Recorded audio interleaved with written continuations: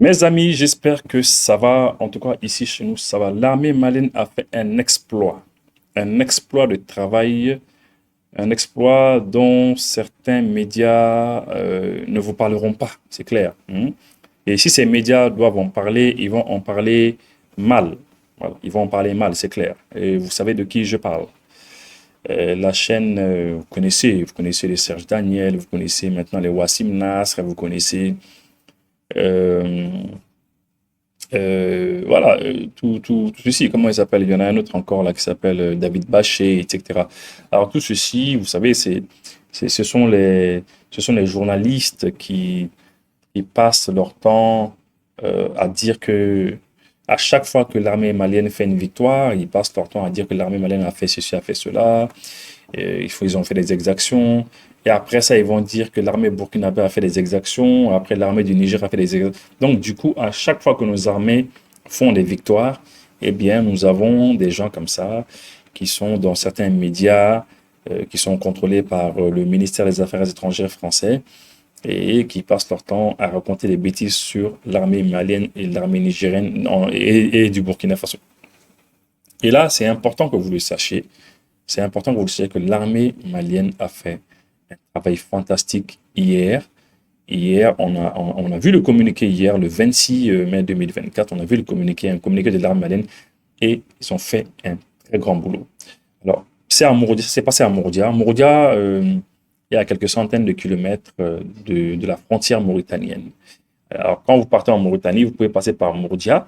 Et de Mourdia, maintenant, vous pouvez monter à Nara.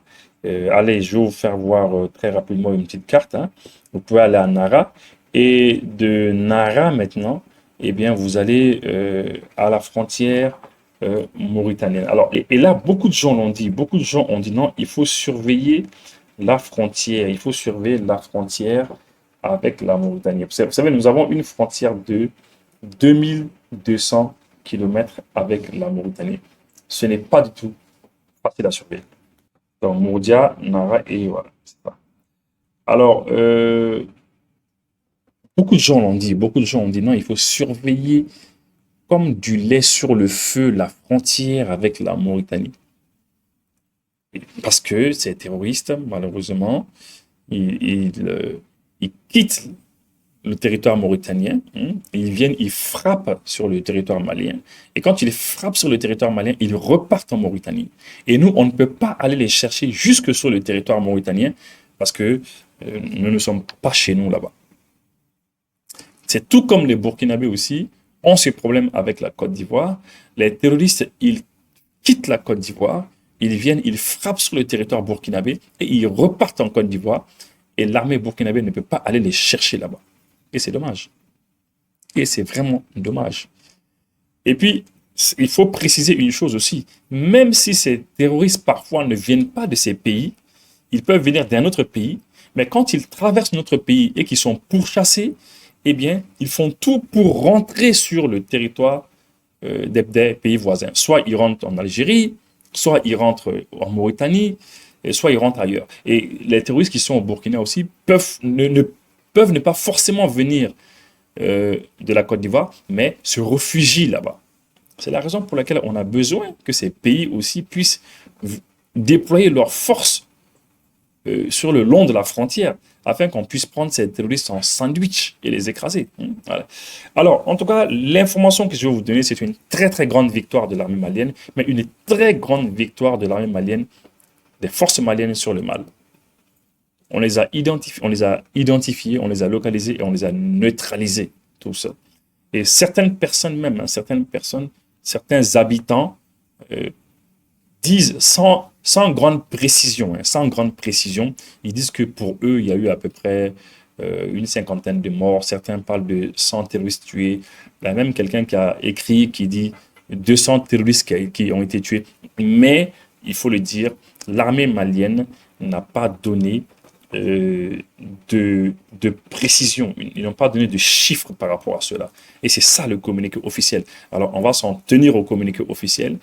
Mais l'armée, franchement, elle a fait un boulot fantastique. Et si elle continue à ce rythme, je vous assure qu'on va nettoyer le Mali. Vous imaginez un petit peu, lorsque Vous avez l'armée française chez nous, avec toutes les armées européennes, etc., qui viennent du genre, les forces spéciales européennes qui sont là.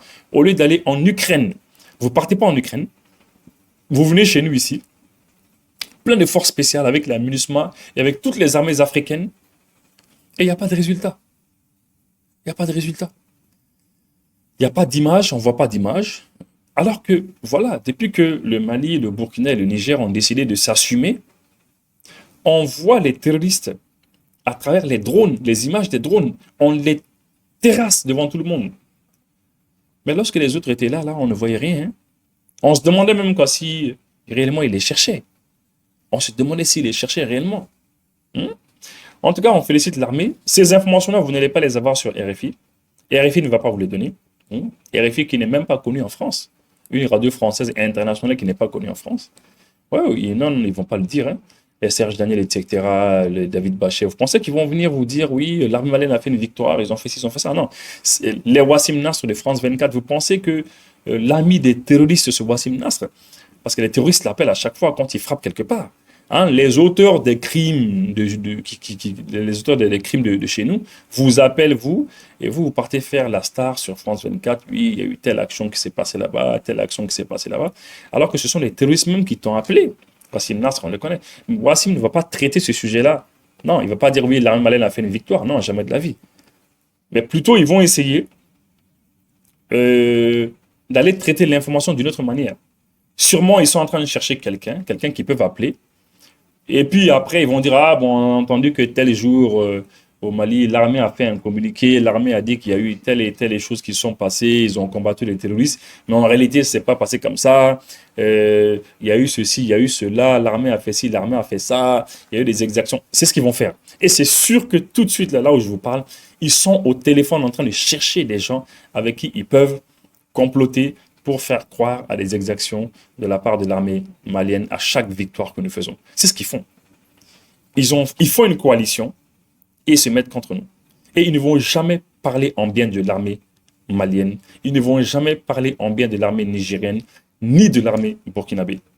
Voilà. Et ça, il faut que les Africains comprennent cela. Ce sont les radios et les télévisions qui ne servent que les affaires étrangères françaises, l'État français. Alors, ils sont là pour l'influence et c'est tout.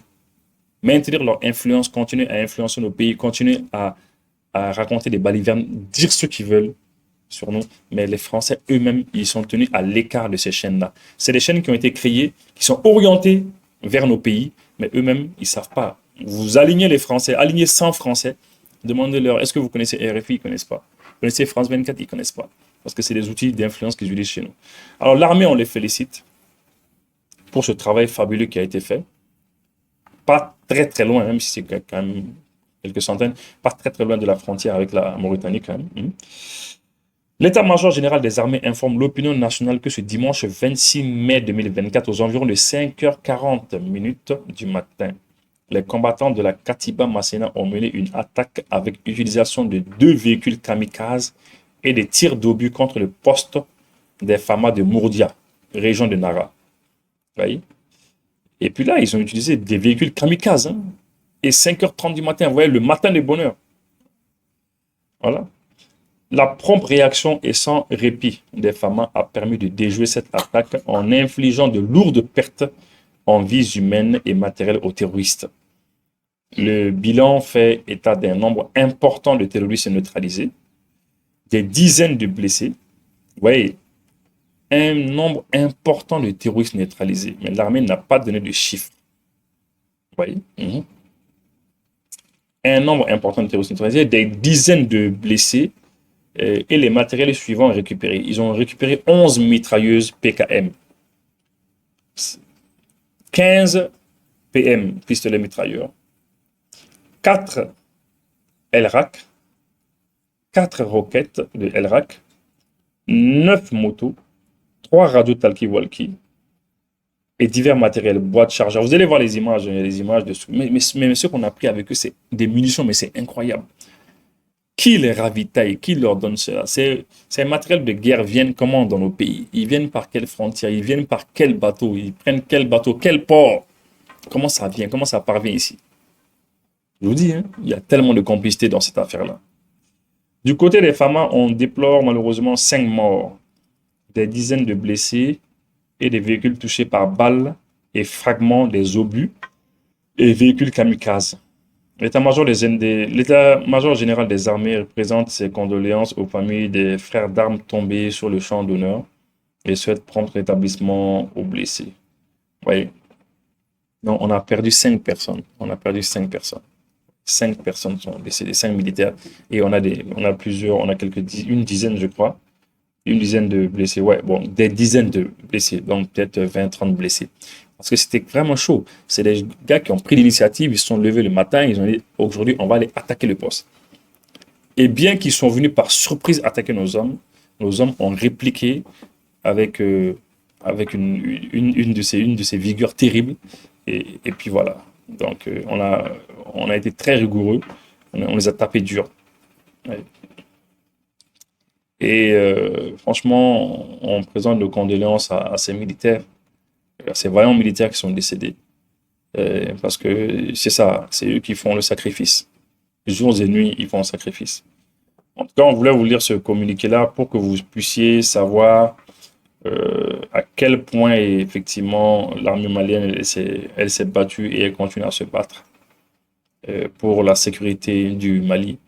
Et au passage, on salue la vaillante armée nigérienne qui se bat aussi matin, midi, soir. On salue la vaillante armée burkinabé aussi qui se bat jours et nuits. Voilà, c'est de ça que je voulais vous parler. Et puis, en attendant, on vous souhaite une bonne journée. Merci.